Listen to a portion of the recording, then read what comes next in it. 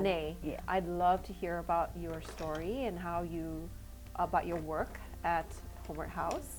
I was in addiction for 36 years, and in 2012, CPS came into my life. I was basically, living in a home with no power, and my daughter went to school one day and didn't come home, and they removed my daughter from me, which at the time, I fought and screamed, and I'm a stay-at-home parent. I'm great, but I was locked behind a door, using, and didn't see, I had lived that life for so long. It was just my life. I didn't realize that it had become what it become. And so when she was removed, it became more aware to me of, what I was doing, and we lost the water the day after she left. So I was living just in a box. And I hadn't spoke to my family in about 7 years. My mother passed away in 2007. And so it was about 5 years. I hadn't spoke to my family since basically she passed. And I went deeper into my addiction and dragged my kids along with me. I have an older daughter that's 10 years older than and she left home. She ran away when she was 16 because she was done with my lifestyle. And so it was just my little one that was with me. And so when she went into foster care, because I had this anger against my family, not for any reason, but I had convinced myself in my addiction that they hated me, that no one was coming to save me. But yet I'm not reaching out. You don't reach out. You don't want them to know your lifestyle. You don't want them to know where you're at. And so my dad, I had to reach out because I didn't know what to do, and I got a hold of my dad, and he took me to court, and I barely remember going to court and being told, we've got your daughter, and I was adamant she didn't go to family because they hated me, and I put her in foster care. I remember them telling me all these different things I needed to do to get my daughter back. So, I left there in a fog, and my dad dropped me back off where I was living, if you want to call it that. And I just sat there for like a couple of days and figured my daughter was better off. She was finally going to get what she deserved in life. I just spent the next 6 months because I didn't know how to get clean. I didn't know how to get out of where I was. I didn't know. They were telling me at court. Also, 11 days in, she was emergency removed out of foster care and placed with my brother. Okay. Because bad things were going on in the foster home. That's all they would tell me. They wouldn't even let me know what was going on with my child. So she went to my brother's, and I really felt she was better off.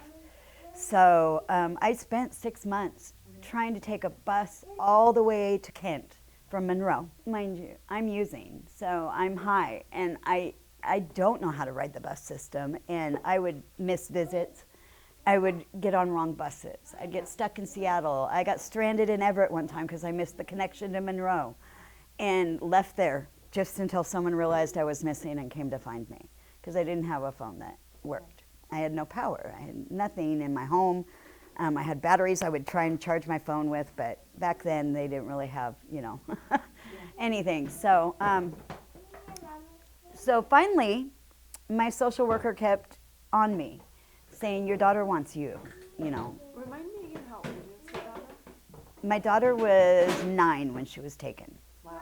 Yes. So she was really second grade. aware. Yeah, very aware. Very aware. And we were, like I said, very attached to each other. Yeah. And, I'd go on these visits, and I was just a mess, and we'd go to Burger King.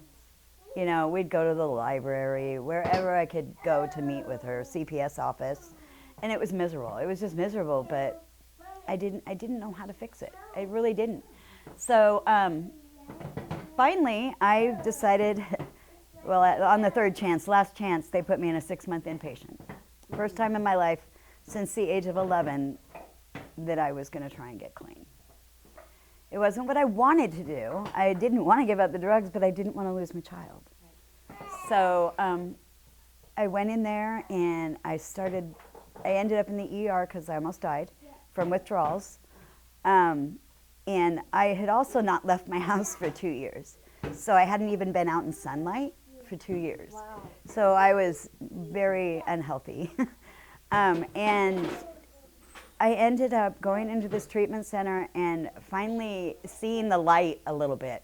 I remember the first time that I wouldn't get out of the sun once I got there, once I started getting better. And, you know, I saw other moms going through what I was going through, and I thought, oh, I'm not the only one. These are other moms trying to get their kids back. And because I always had friends that they just let their kids go and stayed in the drug life. I was the only one with a child. And now I was joining them, and I couldn't do it. I went into treatment, I got clean. I actually graduated 6 weeks early and got into a mom and children's home and had my daughter back with me full-time within 2 weeks. She needed me. She was struggling. She was back in another foster home. To this day, my daughter still has not a relationship, but she'll check in with them on Facebook, her foster parents. She got an amazing foster family. After going back into foster care. She just got an amazing foster family. They worked with me. I was able to get my own apartment and get a job and get a vehicle and my license back, and I had everything going. And I stopped going to inpatient treatment and relapsed. So 3 years later, in a relapse, they almost took my daughter again. And that's when I put myself in patient treatment and went, I got to figure this out. I got to know how to do this. So I got clean again, and that was almost 6 years ago. And about 2 years into being clean, a friend of mine that I used to use with was posting for the YWCA for a parent ally. And I'm like, what is this? What is that? You know, just curious. And she told me about this program. She's like, well, we get to work with parents that have lost their children to CPS and help them go through what they need to go through, and we support them, and we go to court with them, and we hook them up with services, because my big thing was I didn't know how to get hooked up to services when I was going to court, and they're saying you need to go to parenting classes, you need to go to drug and alcohol assessment, you need to go to mental health counseling, all these things. But I had no idea, so I just went back out and used. Well, I work in the P4P program and at Homeward House. The Parent for Parent program, I get to meet parents in the courtroom on that horrible day, that shelter care hearing where they're lost. And I can sit down with them and say, I've been where you are. Let me help you. I'm here to support you. I'm not here to be working with CPS. I'm not here to be I am here for the parents. And with Homeward House, we get to be here for the parents. We get to sit down with them and say, they can't tell me anything that I haven't been through, pretty much. Nothing's going to shock me. So we can relate with them. Right. Build that relationship. Yes, we build a relationship with these parents, and they get to visit their children. It's a beautiful home, beautiful home. It's this little old yellow house. And the parents get to come there and have like a home environment. I have a family that back in November, they weren't going to be able to be with their kids for Thanksgiving. So the week before, they came in the morning, and we put in a turkey, and they got to have their kids there and have the kitchen and living room and whatever they needed. They got to bathe their baby in the bathroom, cook a turkey, have Thanksgiving dinner, and it was just the closest thing you can be to having, and it gives them hope. Right. It gives them hope that I want this and I can do this. Because it feels like, just thinking about your story, how there were so many moments where it felt like you could use some help. Just If I could have had a me, and that's exactly how I look at it, I'm just like, these parents, I'm just like, I'm so excited to be able to help you, because I didn't have a me. And or it was so an environment needed. like Homeward House? No, nothing like that. And we've got parenting classes now set up. And we've got a infant mental health specialist, and we've got, all these connections we can help these parents, and we've got, we help them get with housing and just anything they need. We can teach them how to advocate for themselves, how to do the things they need to do, because you don't know what to ask for. Right. You don't know what your rights are. Right. All you know is everything's been taken. Yeah. Everything. Yeah. And you figure, oh, I just, I'm worthless. And they're not. They're not. These parents have so much, and we get to watch them grow and learn and become just amazing parents and families and build a strong foundation. What is it like for you to have gone through what you've gone through and now be working as a parent ally mentor and meeting all these families? What is it? How is that? What does it meant for you? What does it mean for you? It's a really tough job. It is. I can only It is a tough job because you want so much for every single family, and some aren't ready. But that doesn't mean we give up. That means we sit here and support where they're at. We meet them where they're at. And I think that's so important because somebody that's not ready today could be ready tomorrow.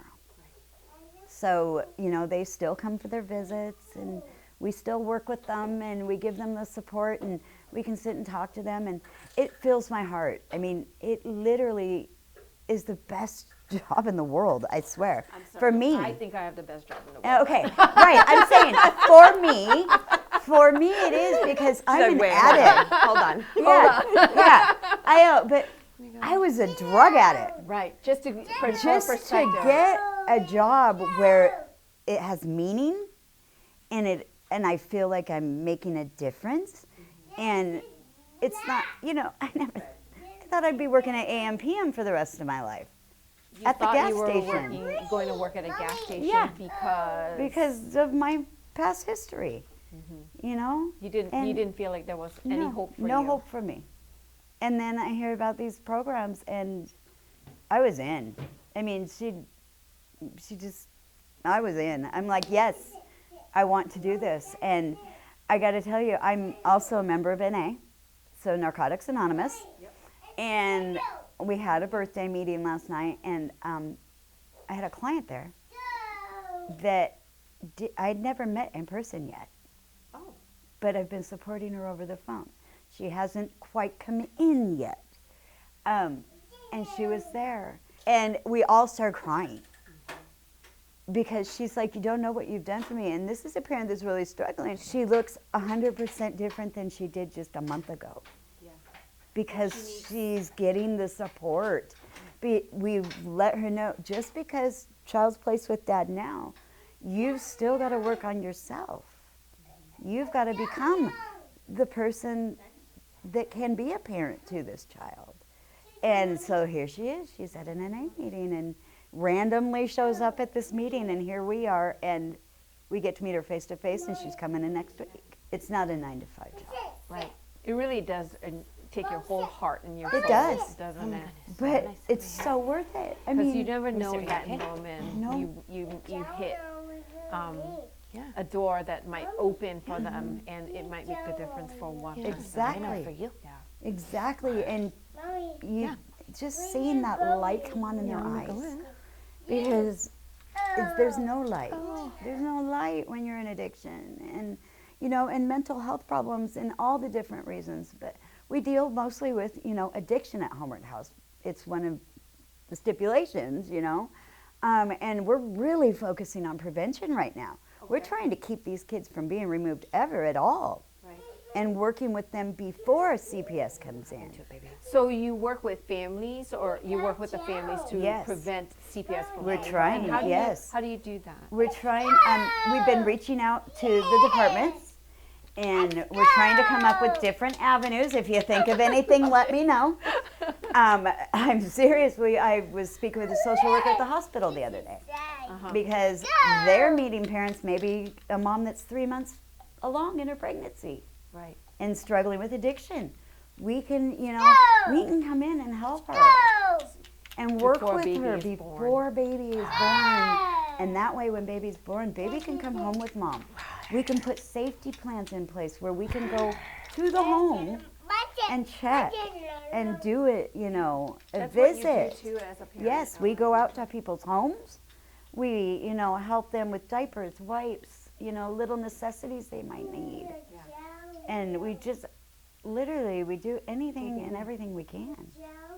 Yeah. And it seems like just those, for some of us, maybe just basic things, but those mean like the world for Oh, a family, yes. isn't it? Like Yes. basic like diapers, formula. Right. Gas Gas in their gas tanks, some groceries. Yes. You It know. will mean a difference for them to be able to take it to see through the next day. Yeah.